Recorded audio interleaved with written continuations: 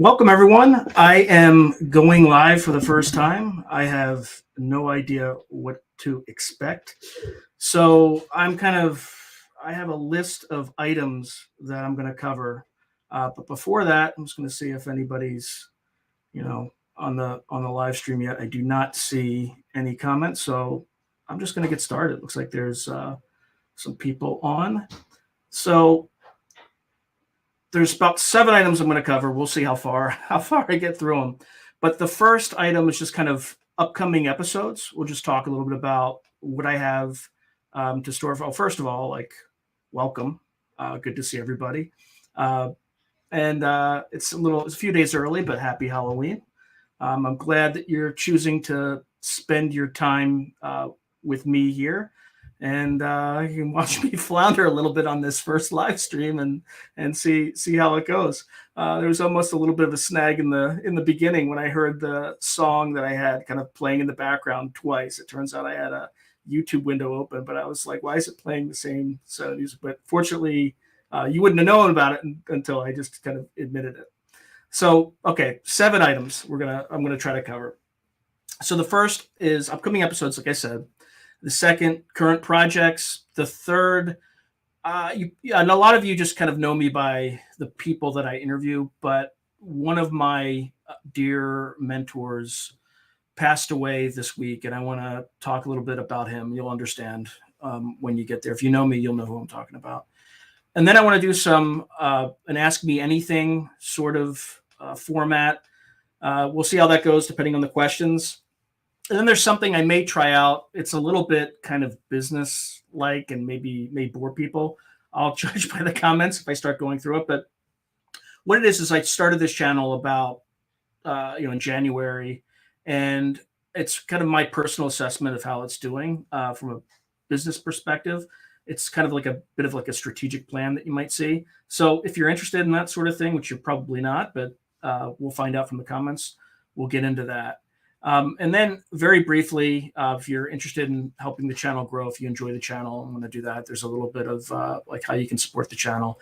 And then we'll just end with questions on, where the about me or about the channel or about future guests, etc. So with that, let's talk a little bit about some of the upcoming episodes I have. So there's one more episode that I have in the hopper, and it's going to come out on Halloween because it's actually pretty dark. It's like really dark. And there was a remote viewing exercise that remote viewer Lynn Buchanan, who worked for the unit at Fort Meade, Maryland, way back in the day, he had done a private consultation after he got out of the military for a corporation, and they had asked him to do some kind of to peer into the future using remote viewing, and he saw something that was pretty scary. Literally, like 75% of the population of the planet disappears between 2020 and 2040. So I'm not going to say any more than that. You can watch that episode, but it's pretty dark, so it's rather fitting for Halloween. I also have 2 more episodes with Lori Williams. One's a bit on something she's spoken about on the in the past. One is time loops, how you can use time loops to make better decisions. And then the second is on the Kinross incident, which is a UFO incident where one was observed in 1953, and it vanished when a UFO appeared. It looked like it merged with the UFO and then just disappeared. The pilot disappeared. There's a lot of stonewalling. But she had done a project where she worked with Mel Riley, another famous remote viewer from the unit, and they were able to at least get a glimpse of something there. And she's going to talk about that, as well as other esoteric remote viewing sessions. And then I don't want to jinx this, but I reached out to somebody, and they're going to be a tremendous guest. I'm supposed to interview this individual this weekend, so just fingers crossed, because like I said, I don't want to jinx it, but it is associated with something that rhymes with wind talker. So I think people who've been following this channel for a while can figure that out. So, all right. So that's kind of what I have on the horizon for upcoming episodes. I also am taking a special trip somewhere as well, and I'll report on that. And that's not necessarily an episode, but it'll be some video content that I think folks will find interesting. Okay, so while I'm going on to the next thing, Curtis, thank you very much. Thank you for commenting. So I'm gonna go jump to the next topic, which are some of the current projects I'm working on. I'm gonna keep this quick because I know you're more. I think you're great. I have a fly that's kindly decided to join me tonight, so that's gonna be fun. Figures. Anyway, I think I've killed like 2 a day for the last 5 days, and they're just getting their revenge. So it's a little karma. I've been killing a lot of flies lately, so I guess I deserve it. So current projects. So I have a short story that is in an anthology called Worlds Long Lost. So think of like Lovecraft meets the discovery of ancient alien archaeology. It's all obviously science fiction stuff. But I have a short story in there called They Only Dig at Night. And it's a bit about I got 2 of them now. Anyway, it's about a pharmaceutical company that makes a discovery, an archaeological discovery, and you can imagine how well that goes. So in an anthology that's like Lovecraft meets ancient archaeology. So it was actually mentioned specifically by Publishers Weekly as one of the stories in it. So I'm happy, very happy to hear that. I'm also currently working on my 3rd anthology. So again, if you're all familiar, I've done kind of a weird World War III anthology, weird World War IV, and this is going to be weird World War China. And it's relevant because in the past few weeks and months and days, we have Huawei was banned in the United States, which is like a networking company where the Chinese were trying to spy with it. TikTok, if you look at the terms and services of TikTok, it's the most rapacious in terms of just hoovering up your data, and that's by design. It's kind of a Chinese intelligence collection tool. I myself was personally impacted by the 2014 Office of Personnel Management hack. So every time you fill out a security clearance, you have to fill out something called an FS86, where you talk about literally everybody you've ever met, and if anybody who has a foreign background, if you know them, etc.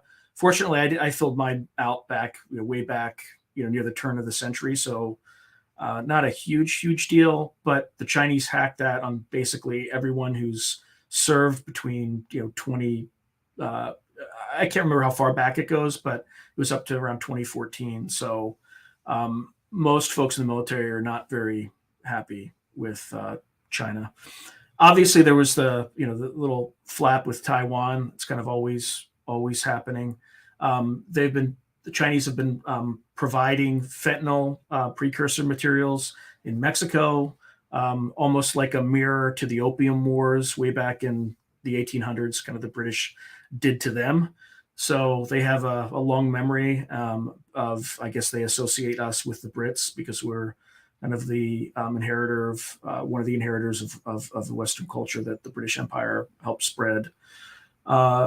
So there's a lot of, even when I was at the Kennedy School, I gave a brief on what we did at the National Training Center to train the U.S. military, and 75% of the audience was native Chinese. There's nothing classified I was talking about, but they have collectors everywhere.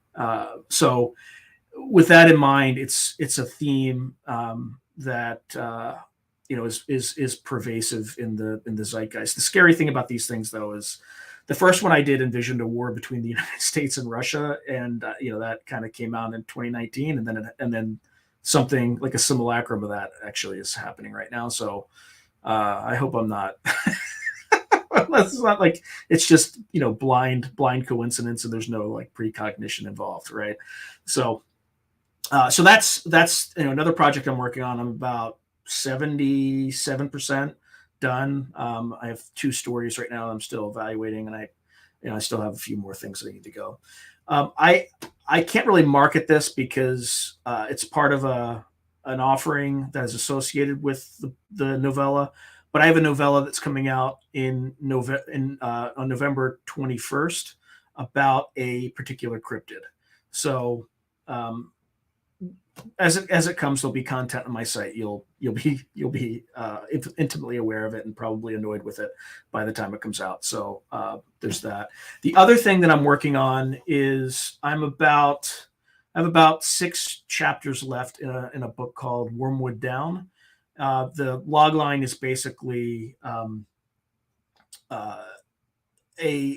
extraterrestrial craft crash lands in the Russian Far East, and a unit from the Combat Applications Group, aka Delta, has to go and retrieve it. In the meantime, the Chinese invade Russia. The Russians are trying to retrieve it, and they have to concoct a plan to get it out. And what it is it's a modern day retelling of the Xenophon's 10,000. If you don't know what that is, just look it up. But just imagine Greek mercenaries who, kind of got abandoned and had to fight their way back from Persia all the way home. And it's the concept is something very similar to that. And the other thing is in Weird World War IV. I also have a mass market paperback coming out on December 27th. So just a small version of the book that I showed you earlier. So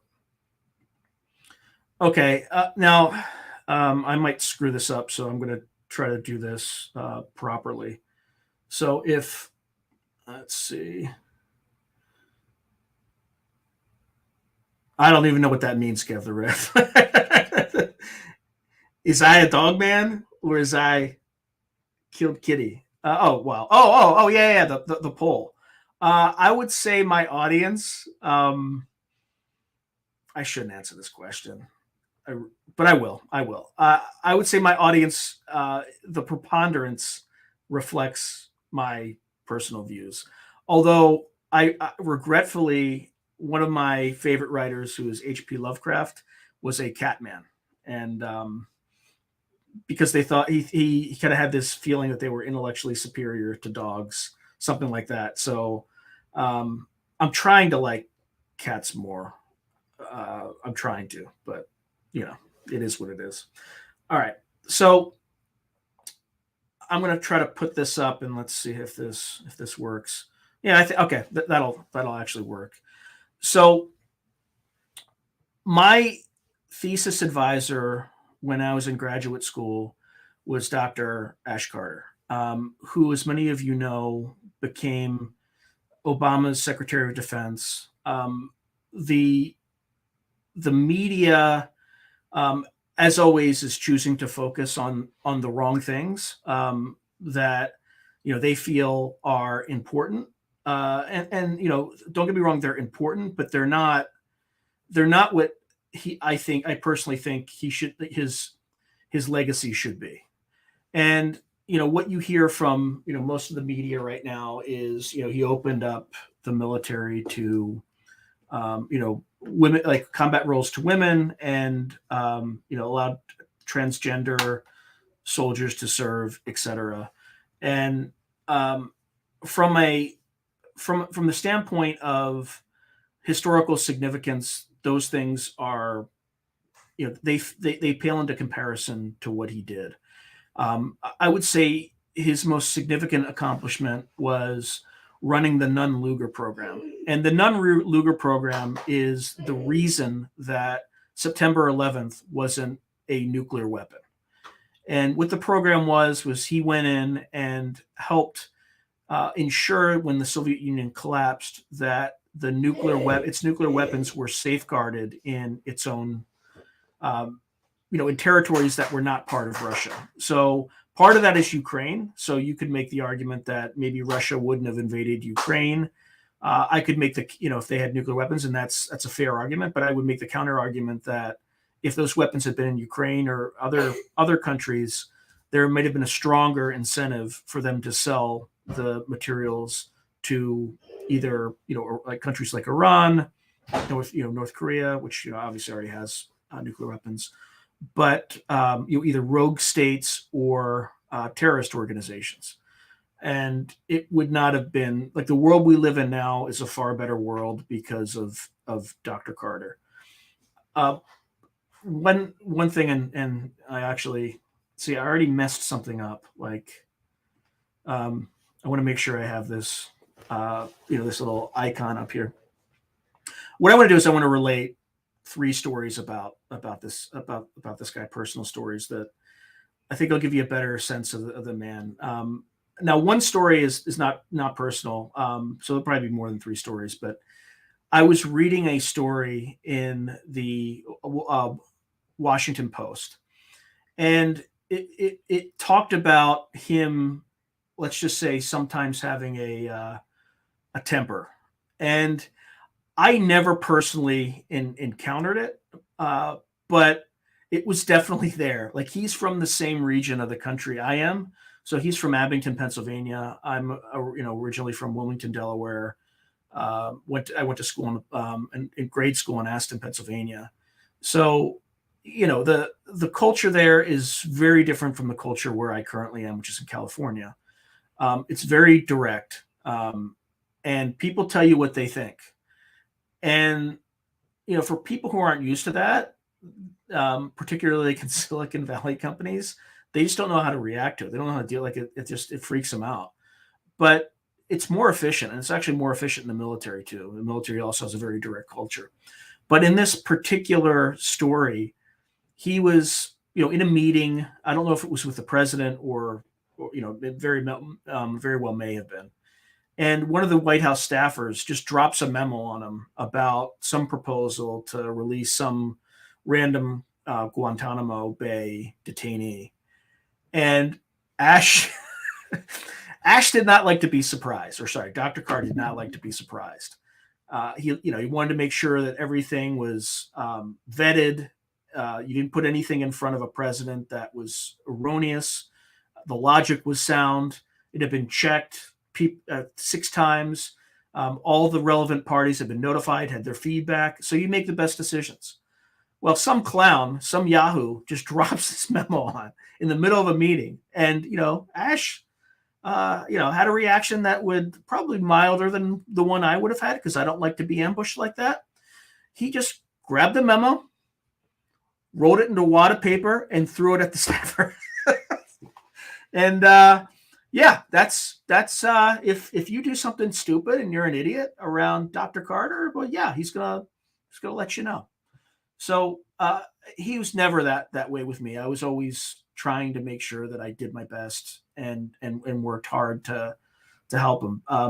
So one story he related one time, he just walked into class, and he started talking about a program that he worked on for Defense Secretary Caspar Weinberger back in the 1980s, when he was, a PhD in physics, but he's working in defense. And they had to find a way to, the Russians had developed a much more efficient means of delivery system. So they had to find a way to hide as many of the MX missile, which is a MIRV, like a multiple independent reentry vehicle, nuclear weapon system. So they looked at all sorts of things, right? They looked at putting these things on trains and constantly driving them around the country. They looked at, driving them on roads and just keeping them, going. And they looked at any and all possibilities, right? Just not just, conventional ones, and even dumb ones, even ones you say, boy, that's really stupid. But they looked at it and they vetted it. So one of the ones they looked at was really stupid, was putting them on airships. And you say, Sean, an airship? Are you talking about like a Goodyear blimp? Yes, I am talking about Goodyear blimps. So Ash, doing his due diligence, as he always did, went out and interviewed these blimp companies to find out what was going on. And apparently, these blimps collect, hundreds of shell casings every year, because Bubba sits on his porch in rural Ohio with, rifle. According to Carter, it was like shotguns, but I don't think shotguns have that range and they scatter and etc. But regardless, they take pot shots at us. I see a blimp up there. So they obviously ruled that out because you don't want nuclear weapons, floating above the sky, a slow moving target for whoever's looking to take them out. So, good stuff, fun stuff. Another story I have about him was, I don't know if I should tell this one. I might as well. Like, I think there's like 6 people watching this, so nobody's gonna. So, as part of my assignment, I had to do a master thesis, which at the Kennedy School, it's really you have to solve a policy problem. So this policy problem I chose to solve was, how do you prevent Iran from developing nuclear weapons? And I proposed this to him. He's like, "Oh, that's a really good project. Yeah, I'll fully endorse it, and we'll do it." And as part of this project, you don't just do this master's thesis. You also have to choose a client. So by the way, if you're just joining, there's kind of, welcome, first of all. Thank you for spending your evening with me. The 2 areas I covered first was upcoming episodes, current projects. And right now I'm just talking about my thesis advisor who recently passed this week, and I just want to tell a few stories before we get on to questions. So, Dr. Carter, as part of this thesis, you had to choose a client. Like, you had to solve a real world problem. So I kind of found the problem that I wanted to help solve, and but I still had to find a client that would use it. So I had no idea who to propose. So, as I mentioned earlier in this live stream, I'm originally from Wilmington, Delaware. Okay, so like Biden was my senator back then, or growing up. I mean, he was growing up, he was my senator he was Delaware senator for my entire life, back then. And he was still senator. And I think he was, in the Senate, Armed Services Committee, or on one of the committees, or Intelligence Committee. I can't remember exactly which one. But I proposed, then Senator Biden. And he kind of looked at me like, it was kind of almost telepathic. It was like, "Sean, I thought you were smart." Like, he didn't say this. And I'm not going to put any words in his mouth, but he kind of just like looked at me like I may have had something growing out of my forehead. And then he didn't really say anything, but he's just like, "Biden." He's like, "Well, I can get you Biden, but I recommend somebody like Ambassador Nick Burns, who at the time was number 3 at the State Department. Or I can get you, Javier Solana or something." Okay. And I was just like, "Okay, Nick Burns, that's fine. Let's go." But what is like highly ironic is that, I kind of chose him to be my advisor because I kind of saw that he was going to go places. And he became the Secretary of Defense. And the guy that I, like him or not, right? Like, I'm not going to discuss politics here, but the guy I chose, that I first recommended, he became the president. So I'm pretty good at picking winners accidentally. Again, winner is, a relative term, right? But people who get into these positions. So anyway, that's just another story. So at the end of the day, I don't think that the media is doing him justice at all. Other things that he did, he was responsible for deploying the MRAP, which was a vehicle that helped save lives from IEDs in the military. That's a huge portion of his legacy. He also really drove the China pivot, right, where we kind of moved to get ready for an emergent China and really kind of set things in motion there. So I'm really going to miss him. He's literally the smartest man I've ever known. He was a Rhodes Scholar. He majored as an undergrad in physics and medieval history at Yale, which, I I mean, the man was a force of nature. He really worked hard. He asked questions and he held people accountable. Like he was the leader that I wish we had more of right now. Like I feel that his loss is he was a titan. Like he knew everything about national security. He taught me everything about national security strategy, and I don't think there's anybody living today who is remotely close to what his capabilities were. So the fortunate thing is there are plenty of people that he taught and mentored, and he taught them the right way, like how to efficiently size up a problem, write a memo,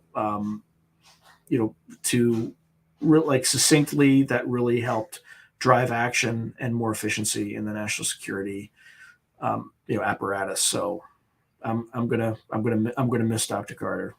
Anyway, all right. With that, we're gonna go to the next topic. If people are interested, looks like I have 3 comments, so I'm gonna get there in a second. Sorry. All right, so we're gonna do some questions now. Let's see.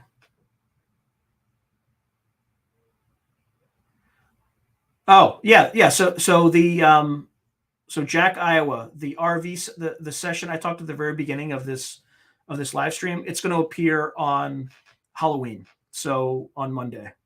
Oh, Dave, good to see you, my friend. Thank you very much for the condolences. And then Jack, I see your video again, but yeah, it'll be on Halloween. It was going to be on Wednesday. I know I said that somewhere. I think in someplace else I did say Wednesday. So my apologies for that. The reason I didn't go with it is the tone of Lori Williams's video was a little bit more positive. The tone of that, even though it's a positive interview and things are going to go well in the interview, it's a really depressing topic, and I figured Halloween's probably the best time to do that, because Lori's wasn't scary. Like this is going to be scary. There's some scary stuff in there. So yeah, I said it and read it. Yep. Hey, I always take responsibility. You're right. I should have corrected the record on Reddit, but that's, you're 100% right. So, by the way, thank you for tuning in. Let's see. Now, it looks like if people are asking questions on Facebook, I don't know if you'll be able to get here. And same thing with Twitter. I don't know if you'll be able to ask them on Twitter, because StreamYard's telling me that there's certain places where you can't post. Thank you, brother. But yeah, you catch me in like a screw up, I take responsibility, right? Like, I learned it from, again, my mentor, Ash Carter, is an example, and anybody who served in the military. So I don't want to say his name for OPSEC reasons, but my old company commander, when I was his XO, this is also good news, but he was promoted to general last week, 1-star general. So I'm not going to say his name, but I'm really happy that the Army is still, doesn't always get generals right, but they got him right. They definitely got him right. That he was one of the finest officers with whom I've served. So, all right, no questions. Nothing. There will be another time for me to answer questions toward the end, but I just want to give folks some time to ask. If not, I can move on to the next topic, which it might be a snoreathon for some people. It might be interesting for others, but it's like a full up board deck, like literally almost not literally, but because there's no board, but it'll be kind of funny. No, nothing. All right, let me Let me get ready for the next thing. So we're gonna kind of do this state of the channel exercise. Get ready for a snoreathon. I mean, if I lose like 50% on this, I'll. Oh, actually, I got another comment. Let me jump to that. Yeah, I know Dave's gonna Dave loves this stuff. I know he does. But this is not YouTube material. Like, it's really not. Like, I am rolling the dice, but because this is my first live stream, why not? So let's see. Let me just do a few things. And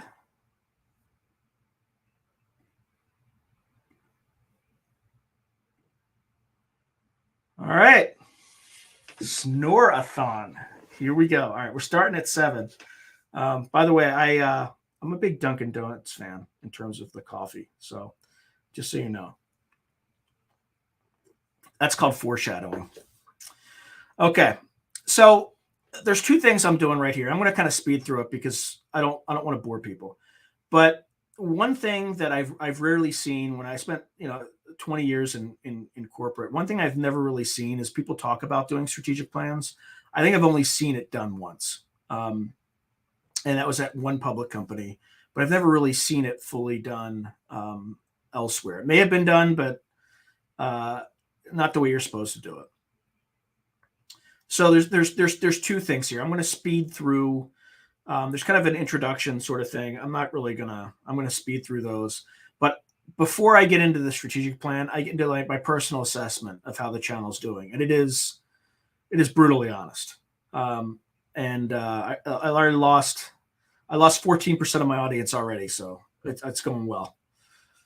All right. So this is just quick things, right? What is this channel about, right? So when was it established? It's where military science fiction, in fact, meets the paranormal. The reason I initially started it is I'm like, I'm going to try to use this YouTube thing to promote that anthology that I put out. And then I found out that like you could actually do pretty well with something like this in terms of building an audience, and it was fun. Like it's really fun. By the way, I saw like 2 people just join. So just so you know, I'll try to go through this quickly. That's lost somebody else. And this is just kind of like where I think the channel is and where I think it's going. I already covered, upcoming videos, some projects I was working on. I talked about my mentor, and then I asked some questions, and there'll be a time to ask some questions toward the end as well. So as of the 3rd quarter, when I say the 3rd quarter, end of September, I had 35 guests, 97 episodes, at least interview type podcast episodes. I produced 154 videos with 90 plus hours of content with an average length of 35 plus minutes. So, lots of work. Okay. What's the mission? To become the leading media property in the world where paranormal meets military science fiction, in fact, within 5 years. Will I do that? No, it's completely crazy. But, sometimes you just have to put something in this, draw a line in the sand and just start going toward it. So what could that mean in 5 years? I don't know. Like, if you think about what you did in 5 years ago, you probably wouldn't have predicted where you are now. But if it were a world where, I was licensing movies and stuff like that's crazy, but it's possible, right? Unlikely, possible. All right. I'm not gonna go through my background. It's just, it's like, I'm just not. So, okay. So the channel self-assessment. All right. This is brutal. So I'm going to do it publicly because this is my way of A, shaming myself so that I do better, and B, just making sure that I focus on what I need to focus on. All right. So reach, what does that mean? Impressions. That's when YouTube shows things to you, to different viewers. I don't have a lot of control over this, but I have some control by making better thumbnails, things like that. In the very beginning, I predicted, about 200,000 by this point. It turns out that YouTube actually supported me more than in my annual operating plan. That's what that stands for, that I put together in February. And then I do like a monthly forecast. every month. So it was a little under my monthly forecast, but still not great. So I give myself a red fail. Conversion rates, I had predicted I'd be close to 4%. In September, I predicted 2%, call it. Actual is around 2%, fail, red. Growth, I thought I'd be at 32,000 views. In September, I thought I'd be around 21,000. Actual, 20,000, fail. Subscribers, I actually was, a little bit lower than I had predicted, or higher than I had predicted in at the very beginning, but lower than I predicted in September. So, I'll give myself a yellow for that. In terms of production, just sheer hard work getting content out, I am a green. I made a significant number of high quality videos in a very short amount of time. So I'm not gonna go through all the rest of these metrics because it's gonna start getting bogged down and bore people. But I would say on attention, if people actually click, they watch, which is great. And by the way, that's due to you. That's everybody on this call who's been supporting me from the beginning, who's been recommending the content. And I literally, like, this channel would not exist without any of you. So honestly really thank you for watching, and I hope you continue to watch. I really appreciate it. For average view percentage, I'd say it's a yellow. And then comments, I could probably get more engagement, but I really didn't really. There's no way to really project that. There's a way to project everything, but I didn't spend too much time with it. All right, this is where I would personally put my skills. And by the way, if you disagree with me on any of this stuff, put it in the comments, because feedback is good, because I'm trying to evaluate myself using data, using what folks are showing me on the, saying on the channel and things like that. So if I'm too easy on myself, feel free to say, no, you're wrong. Or if I'm too hard on myself, just let me know. So I'm just going to quickly go down. Branding, I think it's pretty good. Editing, pretty good. I'm certainly really good on consistency. Screen presence, probably could use some work, but not terrible. Again, I could be terrible, as you can tell me in the comments. Interviewing skills, I really have no opinion on that, but people have consistently told me that I'm decent at interviewing, so I'm just going to take their word for it. Guest quality, look, I don't, Stephen King hasn't been on this podcast, so I'm not like a green, but I think I think I'm getting good guests. But I could probably, as I grow, one constraint is just the number of subscribers I have, right? And that's I think in terms of the number of subscribers I have right now, I think I've been punching above weight. So we'll see how that goes. Thumbnails, my initial thumbnails were absolutely terrible. And how do I know that? Because of my click-through rate. It's not good. It needs improvement. I think they're getting better. They appear to be getting better in the data, but that's why when people discover the channel, they watch a lot and they enjoy it, but people don't discover the channel. And that's my fault, and that's something I have to work on.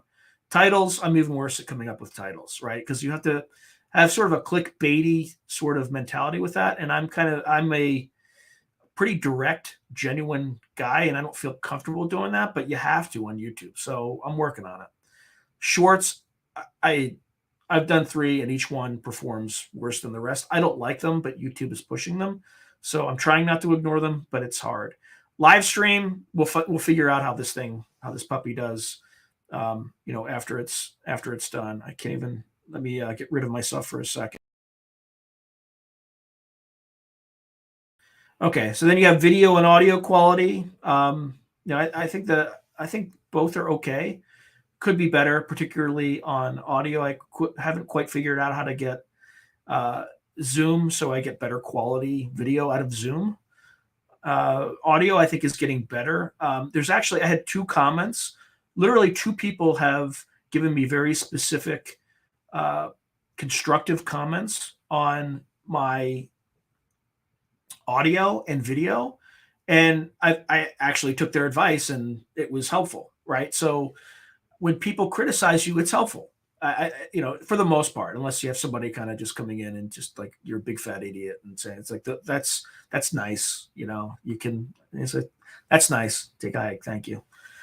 So Digital products. I tried an experiment where I did a analysis of how quickly the Russian military would get depleted, and I uploaded it to Etsy, and I sold nothing, nothing at all. So that was great. Merch. I'll talk about this a little bit later, but I started a merch site, just to have it. Right. I've sold nothing. Which look, I expect it's fine. Courses, I if I have ideas for certain courses, I'm trying to talk or actually a remote viewer, kind of discuss something with me about courses. So there might be something there, but just wait for a little bit. Community, I think it's getting better. I don't think it's a 3 now. I think it's probably around a 5. But when I put this together at the end of the third quarter, it was about a 3. Video quality, I think is pretty good. Did I have that twice? I feel like I had that twice. Yeah. So apparently, I'm good, but I'm not good. So I should have caught that. Oh well. Salesmanship. I suck as a salesman. I'm terrible. I need work on it. Focused niche. I would say that's improved now, because in the beginning, well, everything fits, right? I kind of had 4 legs. I had the paranormal, I had military, science fiction, and fact, or geopolitics related to that, and then writing, but writing in kind of weird fiction that fit between the paranormal and military, science fiction, etc. And then there kind of this part, which is the business of starting a channel and things like that, which doesn't really fit. So I'm not going to go into the rest, because I think I'm starting to bore people. Okay, so without going into this is kind of the sources of what my growth looks like. Okay, so most of my views come from browse, search, and then external. Now, I personally bring more views to the platform than YouTube brings to me. That's all this says.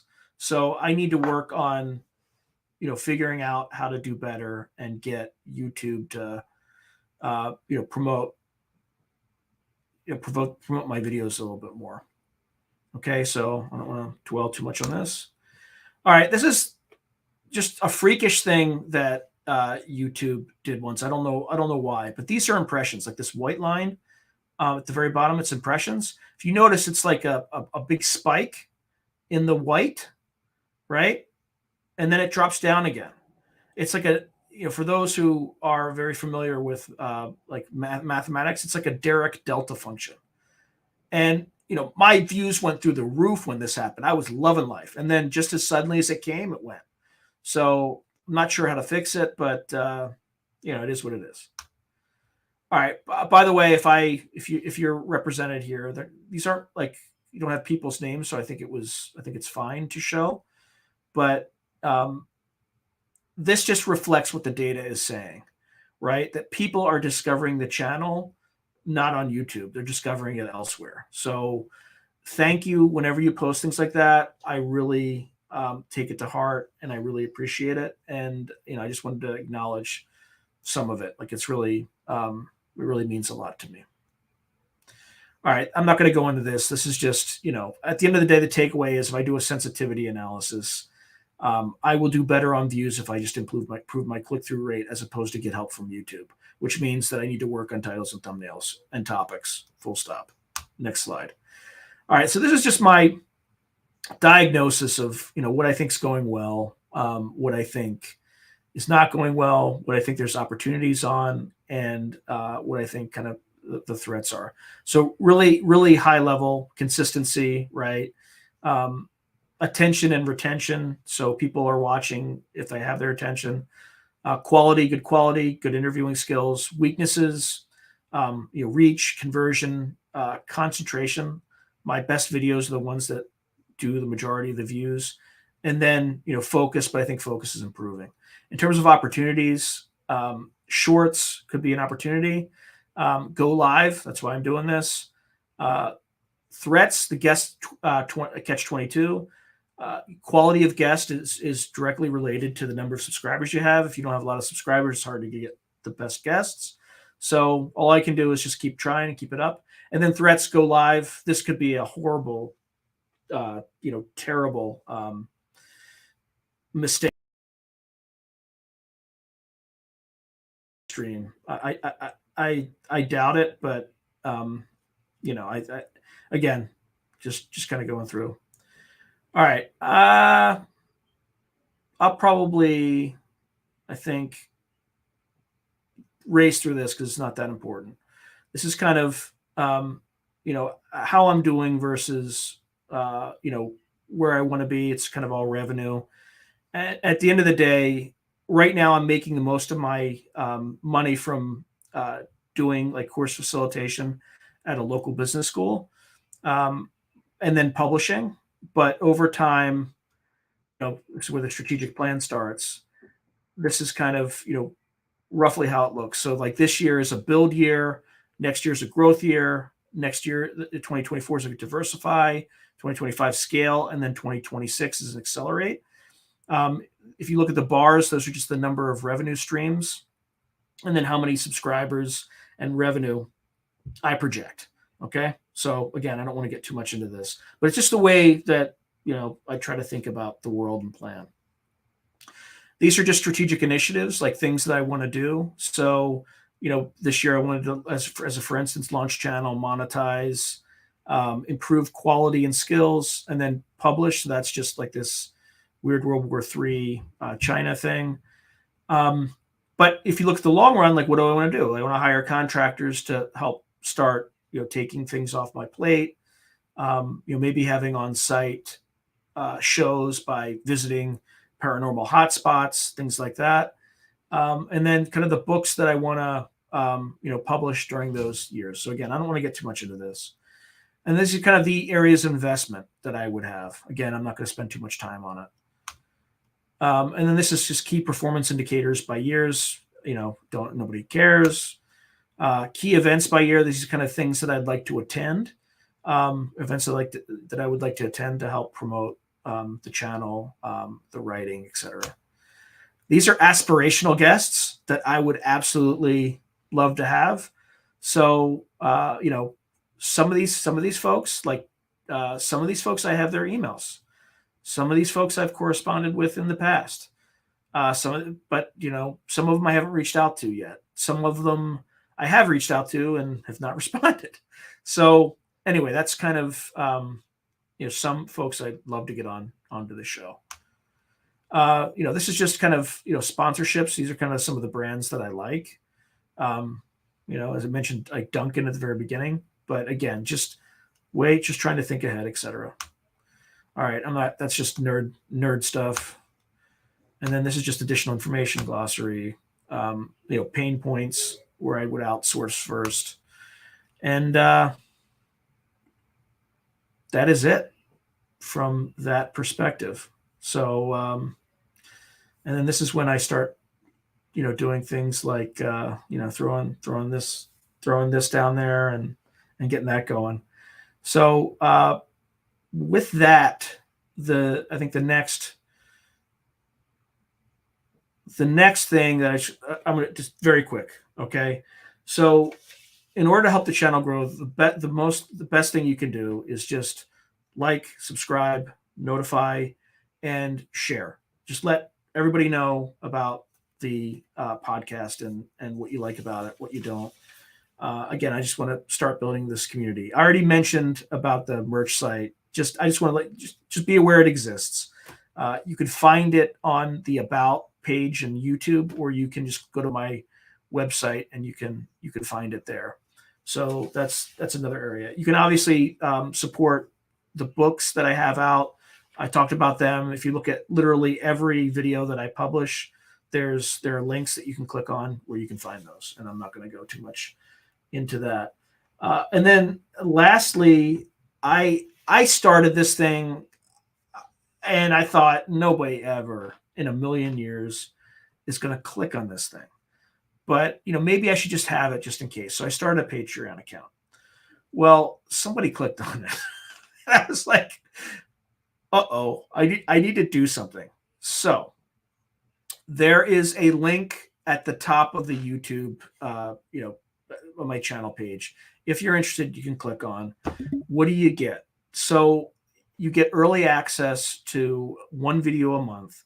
So this video next month will probably be that surprise guest that I talked about. I'm not going to say anything now because I don't want to jinx it because I still haven't interviewed this person. But you'll get access to one kind of early screen video at least a week ahead.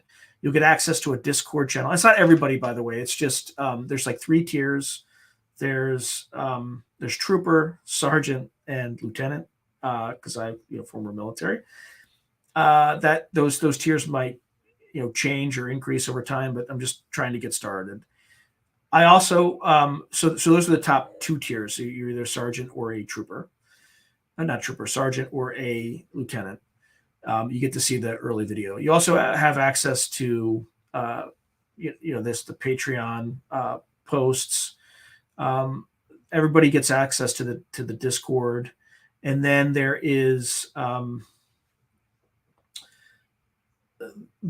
a call that like a private Zoom call that I have once a month with the sergeants and lieutenants.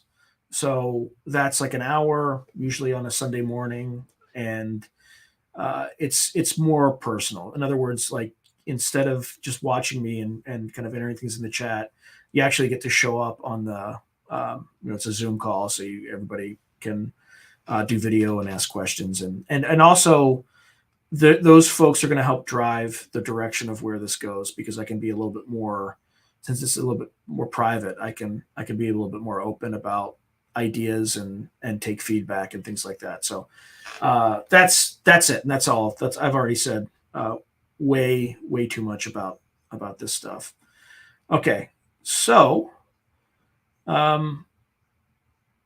that's question time. So I am here, and I can. Jack Daniels, man.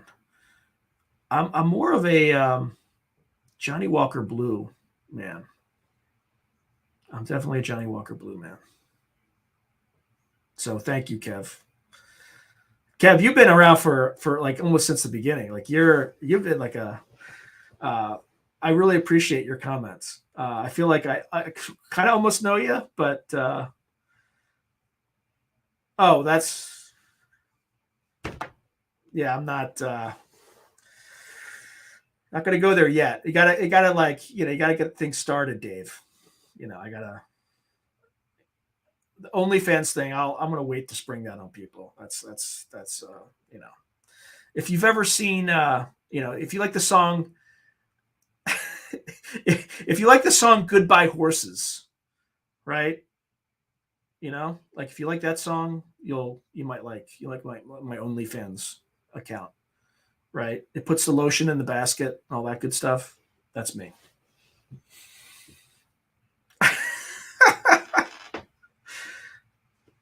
All right, anyone?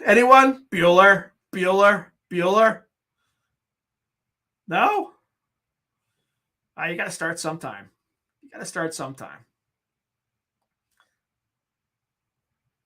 Does anybody have any guests that they want to see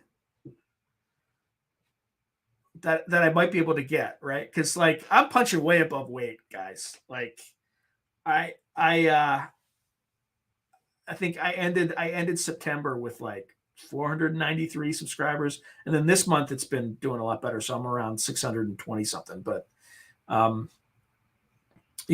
when somebody like a Travis Taylor sees that, like it's like, why am I going to waste any time there? Like, so, and I can understand that perspective because they're busy people.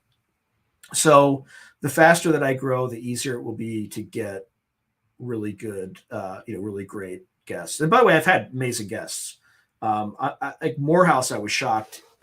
He would even return my email, but once he did, once I started talking with him, he was a combat arms officer and I was a combat arms officer. So we got along pretty well. Kev, the wife is not amused by the beard. Like, hasn't grown on her, hasn't, She's not a fan. Not a fan. But I don't look as fat if I have a beard, and I look, more statesman-like with one. So I don't know. Seems to be working for me.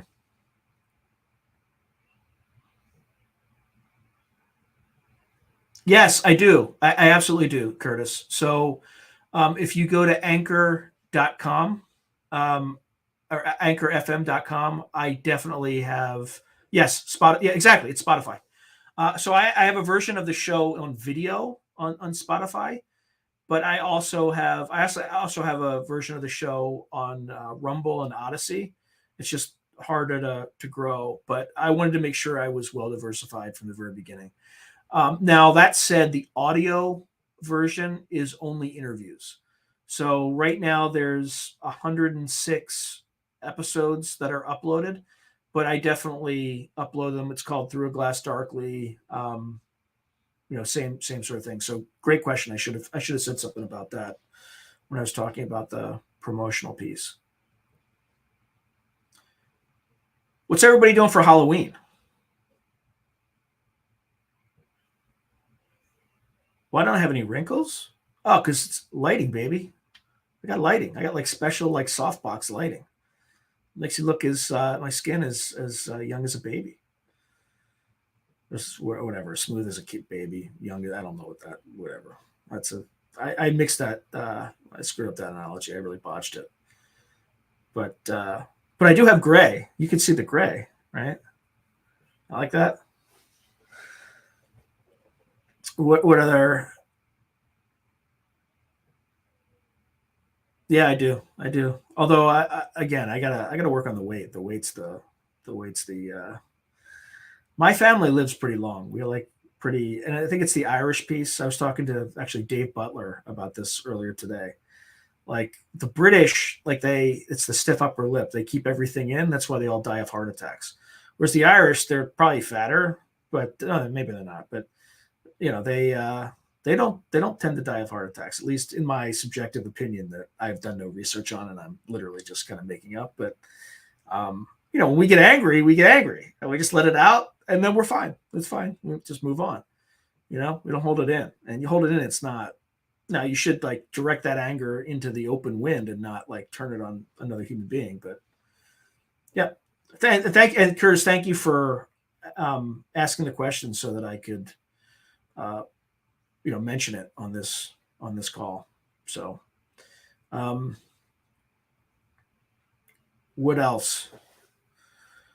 I've done so much like preparation for this thing. Like I spent several months like doing all sorts of crazy things that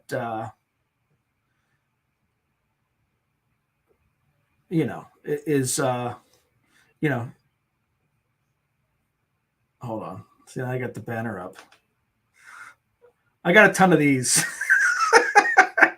And I want to unveil like one or two in all these in every live stream. So with that, I'm going to get back to that. Okay, I got another question.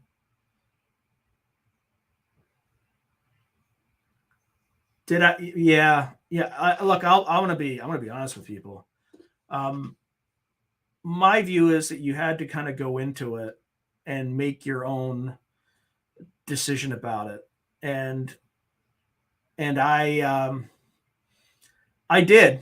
I got the first two. And I'll be honest with you, I regret it because I live in the San Francisco Bay Area, which was basically not patient zero, but it was basically where the virus first spread. I know they say Washington State, but they found autopsies in Santa Clara County where they found the virus like 5 weeks earlier than it first showed up in Washington State.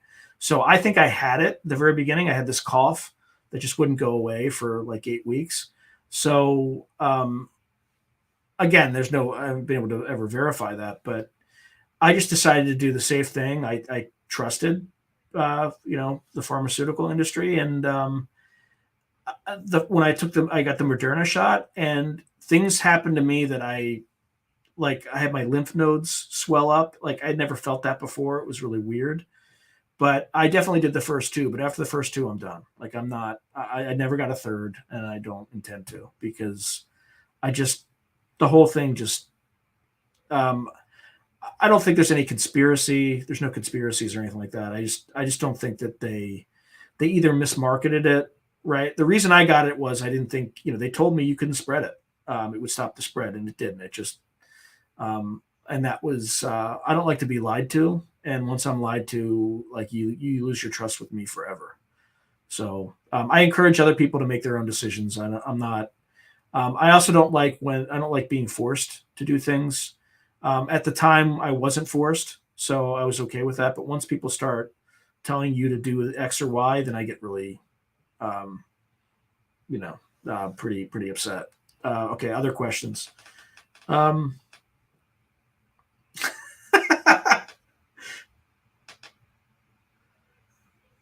that's a good question. I'm going to ask somebody that question. I mean, there's like that whole what's it called? Contact Five or something like that. I can't remember what it's called. CE5, Close Encounters of the Fifth Kind, where you can like summon's not the right word, but you can manifest a UFO apparently.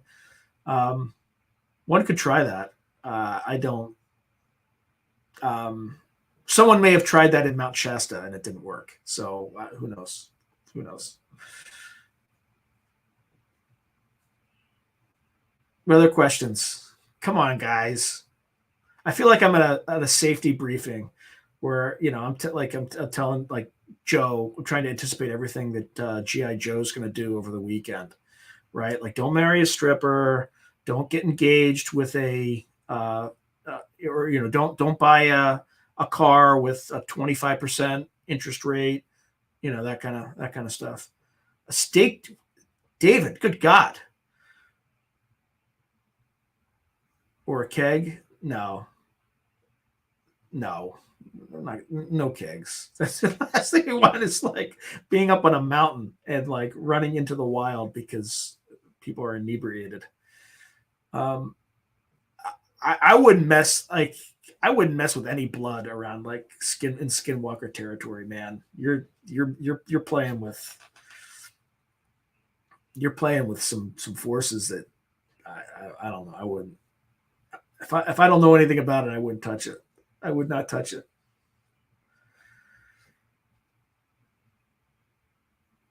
Other questions?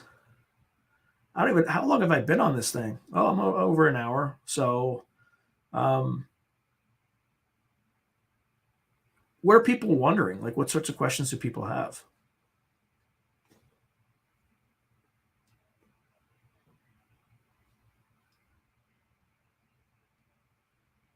Bueller, Bueller, Bueller. No. Anything that people would like to see on the channel that they'd be interested in?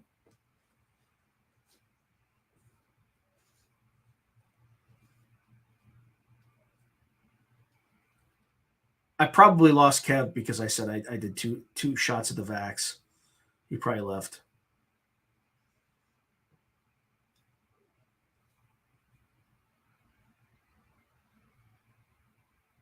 Oh, I have one, Kev. I have one exactly like that, who is like the absolute opposite of me. I, it is what it is. I don't know about vegetarian. I don't think anybody. I I I I am not. I am the opposite of a vegetarian. I think if we got rid of meat, I would starve. Oh, she's out of the house, Dave. She's in college. About a year late.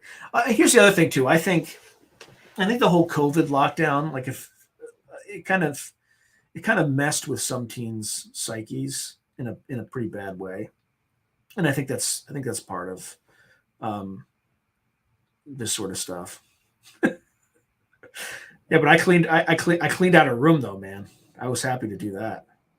I mean, it was just a mess, and then I gave it to her like her little brother. So, um, Yeah.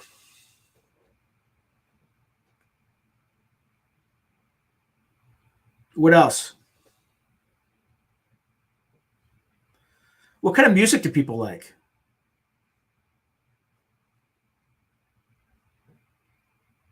I don't have any takers on that one.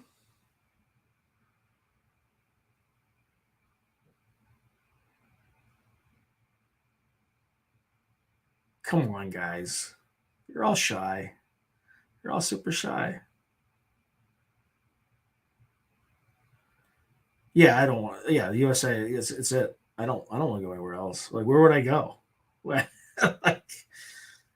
we go like China? No way. Like, I don't want people, deciding my social credit score based on some, because I told someone to go f themselves and like walking down the street. No, I don't want that.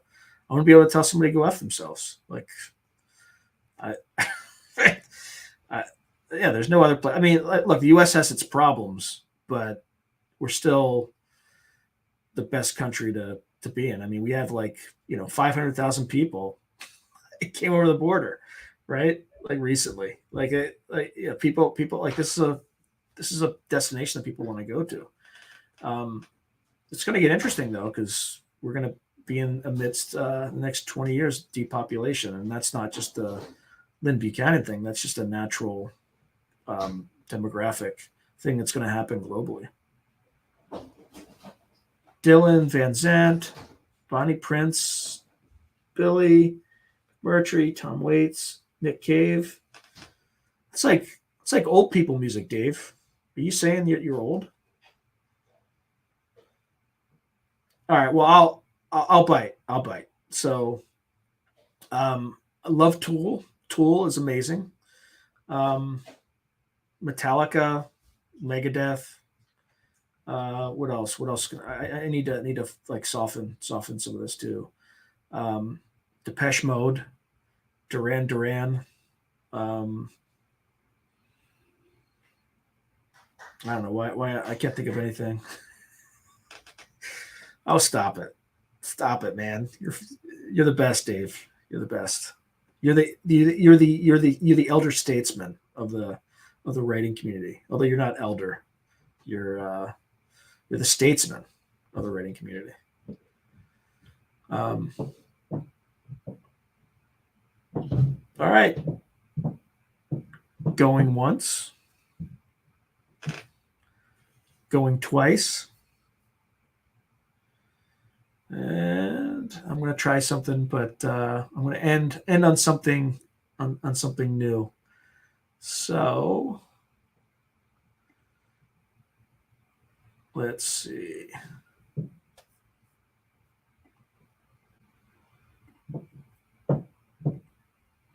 All right, folks. It was a pleasure seeing you all. Thank you for letting me do the live stream. Hopefully, I have not been mass reported, and I will see you again in my videos. And then next month, I'll do another one of these and try to evolve them as we go forward. So I will talk to you soon. Good night.